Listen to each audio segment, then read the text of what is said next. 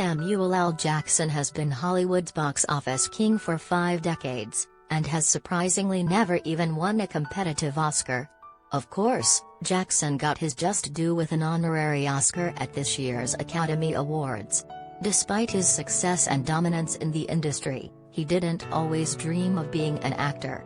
The Marvel veteran spoke about this in an interview, explaining how he landed in the entertainment business, despite never dreaming of entering it once he grew up.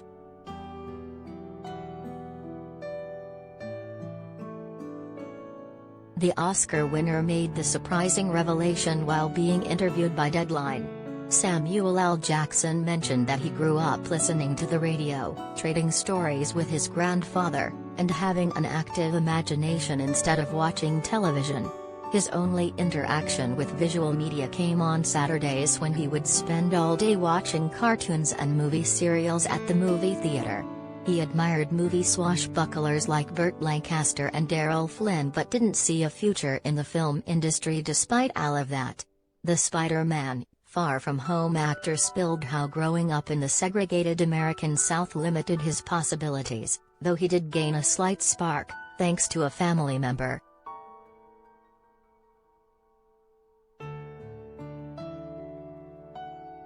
Imagining that you wanted to be on screen or be a movie star was like, no, that was crazy. I grew up in segregation, you know, that didn't happen. It never occurred to me that I could be a movie star, even though I was watching Sidney Poitier from time to time on screen. It just was not in the realm of possibility. It was not something that you could aspire to. That was a pipe dream. Nobody ever told me I could be what I am now.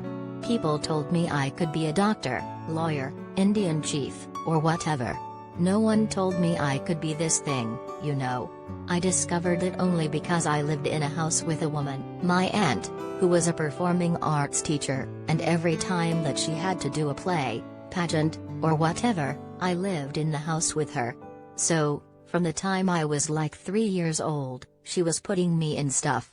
I understood the applause, I understood people pinching you on the cheek. And that made me feel good.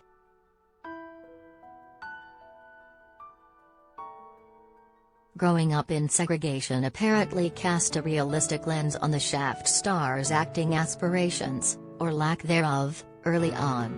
The lack of representation also seemed to shape his idea of what was feasible for black performers at the time.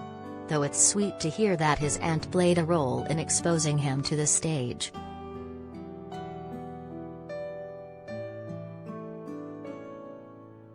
Eventually, Samuel L. Jackson decided to pursue a medical career, but the acting bug took hold of him during his tenure at Morehouse College in the 1970s. His decision to take a specific course, paired with the rise of cinema's blaxploitation era, made him realize an acting career could be a possibility.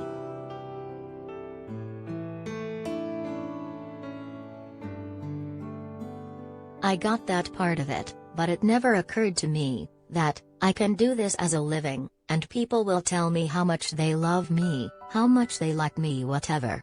That didn't occur to me until maybe somewhere in college, where I started watching these blaxploitation films, that was more black representation on screen. I had a friend who was an actor, a guy that I grew up with, who was an actor in the Morehouse/Spelman Players in college. And I took a public speaking course, and all of a sudden, the guy offered us extra credit if we would do threepenny opera because he didn't have enough guys, once again. And I did it, and all this stuff that I had done when I was a kid came flooding back to me, and it was like, oh, wow. I actually feel like getting up and going to class now or going to this thing. And all of a sudden, I was there, and it became like a career, sort of like a crack that I could look at and say, well, I'm tired of studying all of this damn science. I can just go over here, hang out with these girls, and act and be sex, drugs, and cheap thrills in the theater. So, let's do that and see what happens.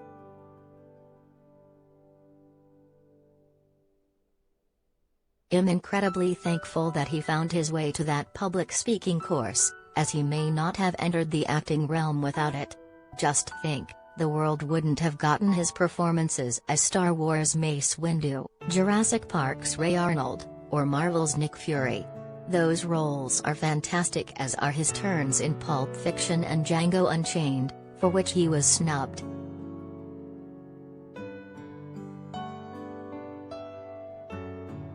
The 73-year-old actor certainly has an acting resume longer than most, which has allowed him to become Hollywood's top-earning star.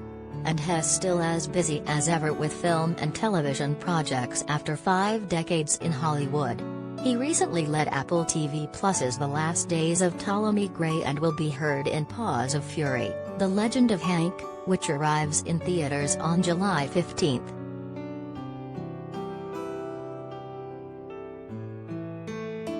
And his Marvel tenure is ending anytime soon, either, as he's set to reprise his role as the ex-S.H.I.E.L.D. boss in the Marvels and allegedly Ant-Man and the Wasp: Quantumania.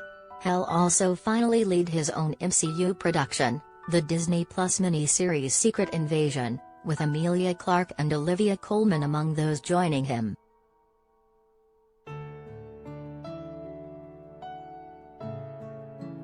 We've gotten some great work from Samuel L. Jackson over the years, and it's exciting to think about what he'll do next.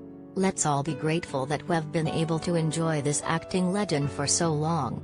Also, keep up with latest productions by keeping an eye on Cinema Blend's schedule of 2022 movie releases.